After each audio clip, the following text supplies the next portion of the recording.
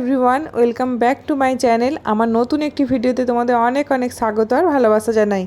আজকের ব্লগটা অন্য দিনের তুলনায় একটু আলাদা কেন বলছি বলো তো? দেখো, ঘুম থেকে উঠে ব্রাশও করিনি, ফ্রেশ হয়নি, সোজা চলে এসেছি ছেলের ঘরে। ছেলের ঘরটাকে সুন্দর করে পরিষ্কার পরিচ্ছন্ন করার জন্য। আসলে বেশ কিছুদিন ধরে ছেলের ঘরটা ভালো করে গোছানো হচ্ছে না, মানে গোছানোই আছে, একটু পরিষ্কার করে মানে শোপিসগুলো মোছামুছি বা টেডিগুলো একটু ঠিক করে রাখা, বা ঘরের অ্যাকচুয়ালি ঝুল টুল ঝেড়ে পরিষ্কার করছিলাম।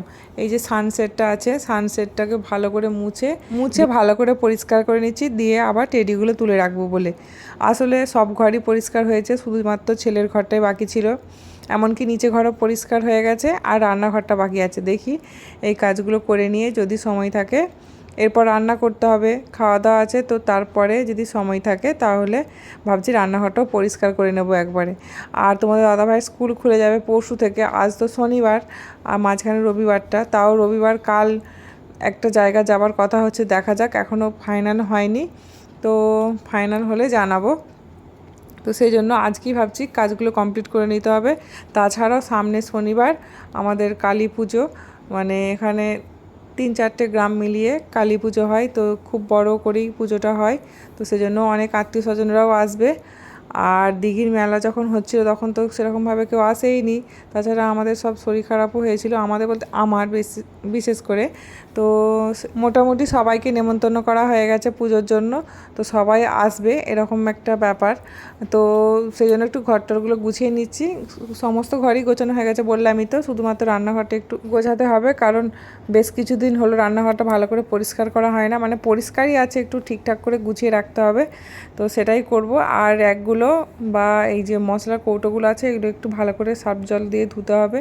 এসব টুকিটাকি কাজ আছে, তো তাও 1-1.5 ঘন্টার ব্যাপার আছে। তো আমি একা পারবো না, তোমাদের দাদাভাইকেও সঙ্গে একটু লাগতে বলছি, যে আমার সাথে একটু হেল্প করলে ভালো হয়, কেননা একা অনেক সম্ভব নয়। তার উপর তো মেয়ে আছে, মেয়ে স্নান খাওয়া সবই আছে, অনেকটা লেট হয়ে যাবে। তারপরে আমার তো স্নান করে পুজোও আছে, তো এইসব করতে করতেই দেখা যাক।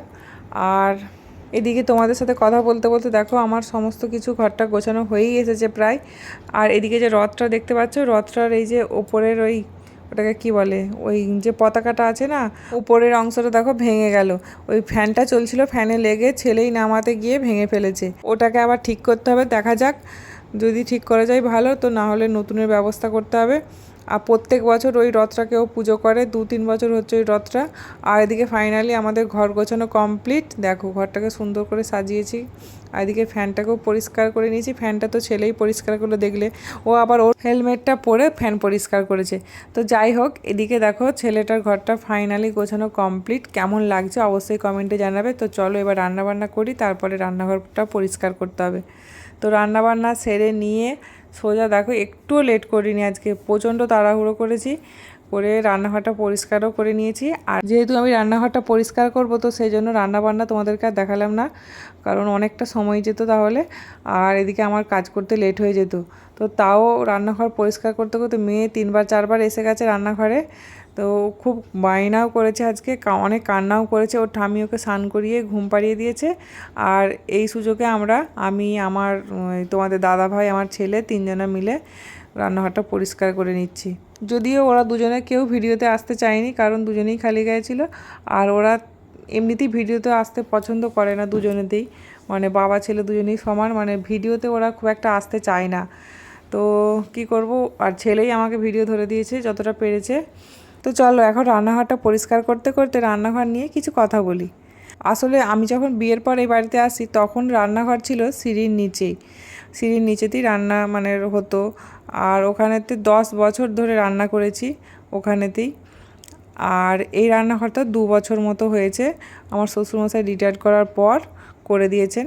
সিঁড়ির নিচে যখন রান্নাঘর ছিল, তখন রান্না করতে করতে বা আসা যাওয়া করতে করতে না, হামেশাই আমার মাথা ঠোকা যেত, মানে যেখানে হোক প্রত্যেকটা দিন, সারাদিনের রাত্রির মধ্যে যখন হোক আমি একবার করে ঠোকা খেতাম। তো ওটা খুব আমার বিরক্ত লাগতো। প্রায়ই বলতাম যে একটা রান্নাঘর করুন, বা আমার বরকেও বলতাম যে একটা রান্নাঘর ভালো করে বানিয়ে দাও, কারণ আমার একটা রান্নাঘরের খুব শখ। এমন একটা রান্নাঘর বানিয়ে দেবে আমাকে যাতে আমি রান্না করলেও আমার বিরক্ত না লাগে, আর রান্নাঘরটাকে যেন আমি অনেক বেশি ভালোবাসতে পারি। আর সিঁড়ির নিচে আগে যখন রান্না করতাম মনে হতো কতক্ষণ এখান থেকে বেরোবে, মানে দম বন্ধ লাগতো, খুব বিরক্ত লাগতো। মানে রান্নাঘরের প্রতি না ভালোবাসাটা তখন জন্মায়নি। তো এই রান্নাঘরটা করার পরে, এটা আমার অনেক শখের রান্নাঘর, তো রান্নাঘরটাকে এখনও ঠিক করে সাজিয়ে উঠতে পারিনি। চেষ্টা করছি আস্তে আস্তে গুছিয়ে ভালোভাবে সাজানোর। আর এই ভিডিও ক্লিপিংটা নিয়েছি আমি সন্ধ্যাবেলায়, কারণ যখন আমি রান্নাঘরটা পরিষ্কার করেছিলাম না তখন অনেকটা টায়ার্ড হয়ে গিয়েছিলাম, তো তখন আর ভিডিওটা নেওয়া হয়নি। তো সন্ধ্যাবেলায় ভিডিও ক্লিপিং নিয়েছি। তো আমার এই রান্নাঘরটা কেমন লাগলো তোমাদের অবশ্যই কমেন্টে জানাবে। গুড আফটারনুন ফ্রেন্ডস, এখন বাজছে পুরো 5টা। তো সারাদিন অনেক কাজকর্ম করেছি, তোমাদের সাথে সেরকমভাবে মানে আসেইনি, সামনাসামনি কথা বলার সুযোগই হয়নি আমার। আর দুপুরে একটু রেস্ট নিচ্ছিলাম, রেস্ট নিয়ে এখন রেডি হয়ে নিয়েছি একটু বেড়াতে যাব বলে। কোথাও না, এমনি জাস্ট শাড়ি পরে ইচ্ছা হলো। হ্যাঁ আসছি, তোমার দাদাভাই ডাকছি, চলে গেছে নিচে। তো মা বললো যে সেদিনকে মানে পিসিমার, আমার পিসি শাশুড়ি সামনেই পাশের, মানে এখান থেকে 10 মিনিটের রাস্তা, ছোটো পিসি শাশুড়ি বাড়ি আছে। তো ওখানেতে বললো যে তোমার পিসিমার 2টো শাড়ি আছে, দিয়ে আসো, দেখা করে আসো। আর ওনাদের অনেক খেজুরের গাছ আছে, অনেক আছে নাকি জানি না, মানে খেজুর, প্রচুর খেজুর হয় এটা আমি জানি। তো সেই জন্যই যাচ্ছি। তো ভাবলাম যে এদিক ওদিক ঘুরে লাভ নেই, তাহলে পিসিমাদের বাড়িটাই থেকেই ঘুরে আসি। তো এই জন্য এখন পিসিমাদের বাড়ি যাচ্ছি। চলো যাই, মেয়ে জামা নিয়ে নিচ্ছি, মেয়ে রেডি হয়নি, মেয়ে নিচে আছে, মেয়েকে নিয়ে নিচে যাবো, মানে রেডি করিয়ে নিয়ে যাবো। তো চলো যাই। আর এই যে এখন তোমাদের দাদাভাই একটু মিষ্টি কিনে নিচ্ছে, কারণ পিসিমাদের বাইরে যাব যেহেতু, তো সেই জন্য একটু মিষ্টি নিয়ে যাব।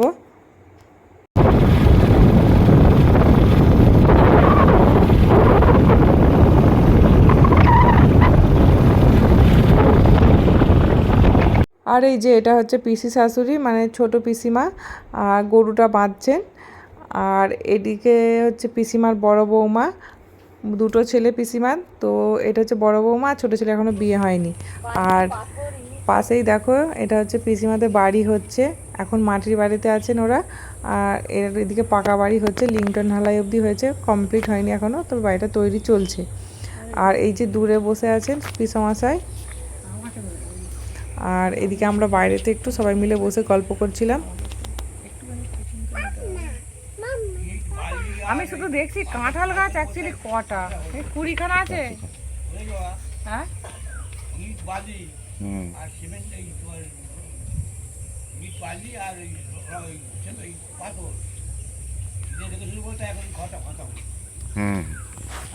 তো আমরা সবাই মিলে একটু গল্পই করছিলাম। আর দাদারা কেউ বাড়িতে নেই, পিসিমার 2টো ছেলেই আমার ভাসুর হন সম্পর্কে, তাই সেজন্য দাদারা, ওনাদেরকে আমি বলছি দাদা। তো দাদারা কেউ বাড়িতে নেই। আর পিসিমার একটা নাতনি, মানে ওই দিদিভাইটার মেয়ের বিয়ে হয়ে গেছে, আর ছেলেটাও বাড়িতে নেই, মানে কেউই বাড়িতে ছিল না। আমরা বিকালবেলা গিয়েছিলাম, শুধুমাত্র পিসিমা, পিসেমশাই আর ওই দিদিভাই ছিলেন। তো আমরা বাড়ি চলে এসেছি, এসে রাত্রে খাওয়া দাওয়ার পরে এখন আমি নেল পালিশ করছি। কেন নেল পালিশ করছি বলো তো? বললাম না কাল একটা জায়গায় যাব, তো সেই জন্যই একটু নেল পালিশ করে নিচ্ছি, কারণ সকাল সকাল বেরিয়ে যাব আর টাইম পাবো না। আর কোথায় যাব বলে দিই, কদিন ধরেই ছেলেটা এত বায়না করছিল বাইরে যাবে, আর আমারও অনেক ইচ্ছা হচ্ছিল, কারণ অনেক দিন কোথাও যাওয়া হয় না। তো সেই জন্যই কলকাতা মিউজিয়াম যাওয়া হবে, জাদুঘর দেখতে। আর দেখা মানে যদি টাইম থাকে তাহলে ভিক্টোরিয়াটাও ঘুরে আসবো, কারণ এই দুটো আমি দেখিনি এখনও। আর তোমাদের দাদাভাই ওরা সবাই দেখেছে, কিন্তু আমি দেখিনি। তো সেই জন্য বাড়ির সবাই মিলেই যাওয়ার প্ল্যান হয়েছে। তো দেখা যাক, কালকেই বেরোবো। আর 7:30 8টার দিকে ট্রেন আছে, তো সেই জন্য আর সেরকমভাবে টাইম নেই হাতে, মানে টাইম অনেকটাই কম। এরপর জামা কাপড় বের করে রাখতে হবে, সব কিছু রেডি করে রাখতে হবে। আর তো চলো তাহলে আজকের ভিডিওটা আমি এখানেই শেষ করছি। ভিডিওটা কেমন লাগলো অবশ্যই কমেন্টে জানাবে। আর কে কে তোমরা জাদুঘর দেখেছো সেটাও কমেন্টে জানাবে, আর ভিক্টোরিয়াও দেখেছো সেটাও কমেন্টে জানাবে। আর যদি আমার ভিডিও ভালো লাগে তাহলে লাইক কমেন্ট শেয়ার করবে। এরকম নতুন নতুন ভিডিও দেখতে হলে আমার চ্যানেলকে সাবস্ক্রাইব করতে হবে। তো চলো দেখা হচ্ছে আমার নেক্সট ব্লগে। হ্যাঁ অবশ্যই কলকাতা জাদুঘর যাওয়ার মানে আসা যাওয়ার ব্লগ তো শেয়ার করবোই, সাথে জাদুঘর যদি অ্যালাউ থাকে তো শেয়ার করবোই ব্লগে। তো চলো টাটা আজকের মতো, দেখা হচ্ছে আবার নেক্সট ব্লগে। Good night.